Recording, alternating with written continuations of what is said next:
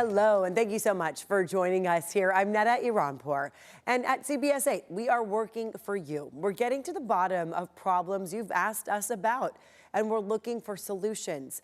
We begin with the federal government's efforts to deport migrants by using local military resources. U.S. Coast Guard planes in San Diego are now transporting migrants. CBS 8's David Gottfredson working for you and has been tracking deportation flights. He also talked with a former acting director of ICE about the use of Coast Guard assets.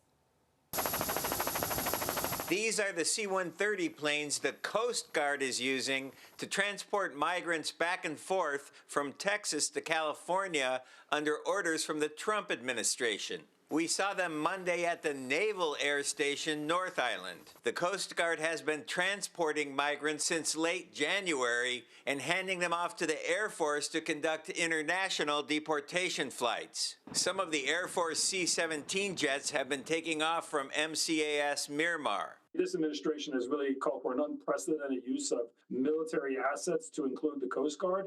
John Sandweg is the former acting director of ICE under the Obama administration. He questions the use of military assets when border crossings and deportations still remain relatively low. You don't need to use it right now, given the numbers we have. But I do think that a lot of this is optics. I think a lot of this is a desire by agency heads, too, to get in the game, so to speak, given that this has become such a priority within the administration. Sandweg says the Coast Guard does play a role in immigration enforcement, but typically at sea. Coast Guard does have border security as part of its mission, especially in an AOR in a sector like San Diego, where you have Ponga boats, as you know, coming up from Mexico up the coast and landing all the way up past North County in San Diego. But of course, this mission is radically different. I mean, this is really a stretch for the Coast Guard to be running air transport, picking up migrants in Texas and flying them to the stage them for military deportation flights. He points out ICE already has a $1 billion budget to pay a private contractor to transport immigrants. And when the Coast Guard gets involved, those flights come out of the agency's existing budget. So when you start telling the FBI that you're now getting in the immigration game, when you start telling the ATF, when you start telling the Coast Guard you're now going to be doing military transport flights, those are funds that were dedicated to some other purpose. The Coast Guard falls under the Department of Homeland Security, not the Department of Defense. President Trump fired the head of the Coast Guard shortly after his inauguration. On Shelter Island, David Gottfredson, CBS 8. We did ask the Coast Guard for statistics on the number of flights and the number of migrants it has transported from San Diego. The agency's spokesperson has not responded to our email. The city of San Diego is conducting its final round of community meetings for the proposed trash pickup fee. This past week in Otay Mesa, residents not too happy to hear the proposed fee right now is $53 per month. Voters did approve Measure B in 2022, allowing the city to charge a pickup fee for single-family homes. At the time of the election, voters were not presented with a specific fee amount for trash pickup. This week, we learned the fee will contribute to bin replacements, more timely services, and other enhancements. And after 3 years, recycling pickup would become weekly instead of bi-weekly, and bulky item pickup would become more frequent. There's a lot of services that are out there that do not benefit us, and we're tired of paying for everybody. We can't do it anymore. People had an opportunity to vote it down. They didn't do it, so this is what we got. There will be more community meetings across the city. The dates and times can be found at cbs8.com. Meantime, a final hearing will take place in June. If approved, that new fee would go into effect July 1st and will then become a dedicated line item in property taxes.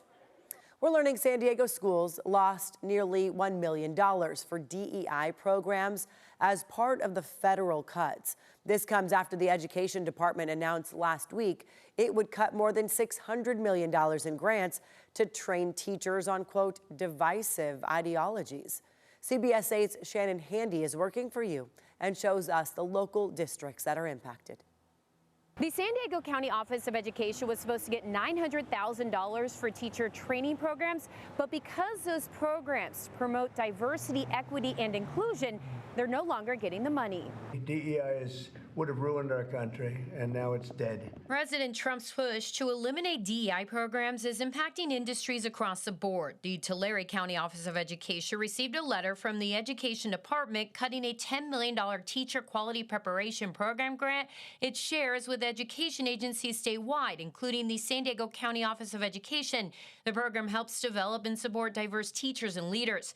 The letter said the grant is terminated in part because it provides funding for programs that promote or take part in DEI initiatives. These funds would have followed our teacher residents to the school to support their professional learning. San Diego Unified Interim Superintendent Dr. Fabiola Bagula addressed the cuts during last night's board meeting, saying they're losing $200,000 over the next 4 years. It seems that every week there's new announcements being made about policies and funding that may directly affect San Diego Unified. In total, the San Diego County Office of Education was supposed to receive $900,000 of that grant, telling CBS 8 in a statement the funding included $50,000 per year for 4 years to Cajon Valley Union School District, Escondido Union Elementary School District, and the San Diego Unified School District to supplement operating costs of local teacher residency programs. The rest was slated for general program operating costs. Tulare notified SDCOE on February 18th that they would no longer be able to subcontract with SDCOE. Anticipating more cuts ahead, San Diego Unify has created a federal budget watch page on its website with updated information.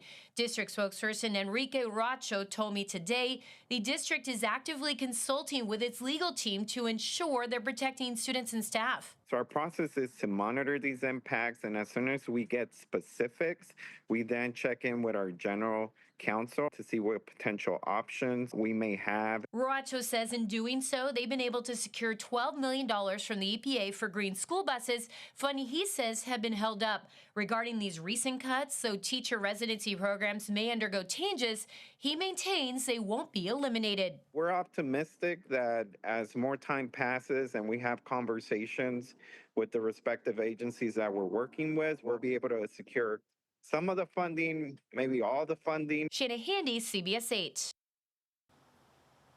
The city of San Diego now enforcing the state's new daylight law. So this is a big heads up to many of you. This law bans drivers from parking within 20 feet of any crosswalk, whether it's marked or not. It's meant to improve visibility for drivers so you can see pedestrians as they approach intersections. The law took effect January 1st, and it called for a 60-day grace period, with violators only getting a warning. Now, the city of San Diego and other cities will be writing tickets. Citations for breaking this law will cost $77.50. Keep in mind, 20 feet's about a car and a half length. City leaders in La Mesa introducing a new program aimed at making street parking more efficient there. It's called the Parking T program, which will add a T-shaped marking to help designate specific parking spaces, just like these. If drivers park outside the markings, they could be cited. It's common in parking districts, but the markings are now available for residential streets. Working for you, we spoke with La Mesa city leaders and asked about the process to request one on your street. What has to happen is you have to have 66% of your neighbors that fill out an application. So let's say there's 4 houses on one block. If 3 of the 4 say we're in, it's done. There you go. Once approved, Public Works evaluates the location, which we're told usually takes less than 90 days. And the city handles the cost of it all. We're told the next installation is planned for Palm Avenue, that's near Collier Park, a busy area for pickleball and families. Those pickleballers need a place to park. A CAL FIRE is warning that modern homes are burning faster and hotter than those built decades ago.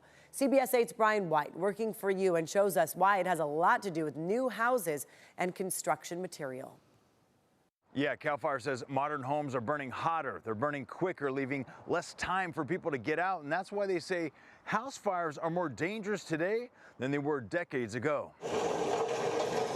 They don't make them like they used to. Modern home construction that focuses on lighter weight materials and faster build times are not holding up as well to fire. In the past, we had different materials, more natural materials, different framing and construction techniques. CAL FIRE Captain Mike Cornett says newer homes are burning significantly faster than older ones due to the use of synthetic materials. there is a potential for that fire to grow more rapidly and produce more heat, more smoke, due to some of these issues where we're having petroleum-based or synthetic-based products such as our couches, mattresses, carpet. According to new studies by the National Fire Protection Association, it's true. Modern homes burn more quickly because of construction materials and more open floor plans. Now everything tends to be open in modern construction, so that aids in the fire growth. There's not a whole lot of barriers for that fire to be contained. Captain Cornett points out the use of trusses secured with gusset plates can lead to early roof collapses in the event of a fire. Those gusset plates tend to fail after a few minutes of exposure to fire, so that's going to lead to faster structural collapse. Experts say you may have less than a few minutes to escape a typical house fire from the time a smoke alarm sounds. Captain Cornett stresses the importance of practicing EDITH drills, exit drills in the home. It's important for adults and children alike to practice these drills to make sure that everybody knows where that meeting place is, whether it's in the driveway, the street, the backyard, wherever works for your house, and then make sure that you plan 2 exit routes out of your bedroom, out of your house. He says working smoke alarms and accessible fire extinguishers are important, and closing your bedroom doors at night can slow down a fire and buy extra escape time. Brian White, CBS 8. Good advice so you can stay safe. Up next, progress in Oceanside. We have an update on the fire-damaged pier. Plus, a North County tradition is back. We're going to show you what's new this year at the Carlsbad flower fields.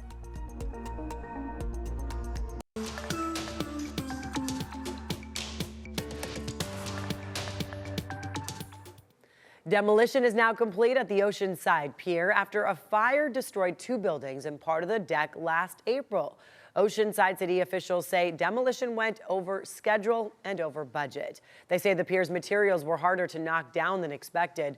Work started last November and has already cost nearly $2 million, with the price tag expected to rise. Next, city officials say engineers will evaluate the pier's structural damage. Repairs are set to begin in 2027. It is that time of year again, the perfect spring activity blooming right now at the Carlsbad flower fields. Look at this beautiful place. CBS 8's Alex Lai got a sneak peek of the fields and shows us what makes this year's season extra special. I can't think of a better signal that it's spring than thousands of colorful flowers in bloom. The Carlsbad flower fields open this Saturday. You can see the flowers are ready to go. The hillsides are blanketed in ranunculus, ready for the seasonal spectacle that draws hundreds of thousands of visitors each year. When you see the color in the fields, you know spring is around the corner. Fred Clark has been the general manager for 19 years. He gave me a special look at what's new this year. The Alex Haveri sculpture display throughout the gardens, which is just spectacular. It's steel and glass sculpture. Welcome to the butterfly enclosure. Plus a new and exciting interactive experience. There'll be hundreds of butterflies in here, and you'll get a feeding stick before you come in, and the butterflies want to feed on that. And so you'll be able to hold that, and they'll land on your hand, and you'll be able to get really close to butterflies. And there's plenty more to explore, from places to eat to a sweet pea maze and endless photo opportunities. Make sure your phone is charged, because you're going to take more pictures than you've ever thought you would in one day. And of course, the star of the show, the flowers. Despite a dry winter, the flowers have never looked better. The lack of rain actually helped them sprout, and recent rain gave them the perfect boost. Every seed we planted sprouted, and that's fantastic. It brings a smile to the farmer's face. Not all the flowers have opened just yet. The bloom is staggered throughout the season. Successively, the fields will ripen and flower till the end of Mother's Day. The fields will be open March 1st through early May. Fred says the best time to catch a full bloom is at the end of March through April. Well, the very best time to come is pay your taxes and come to the flower fields. The best piece of advice I can give you is to get your ticket ahead of time, because you can't buy them at the door. Plus, enjoy a special first week discount. At the Carlsbad Flower Fields, I'm Alex Lai for CBS 8. As for the price, children's tickets range from $12 to $17, depending on what day of the week you attend. For adults, it's between $22 and $27. Enjoy. and take some great pictures.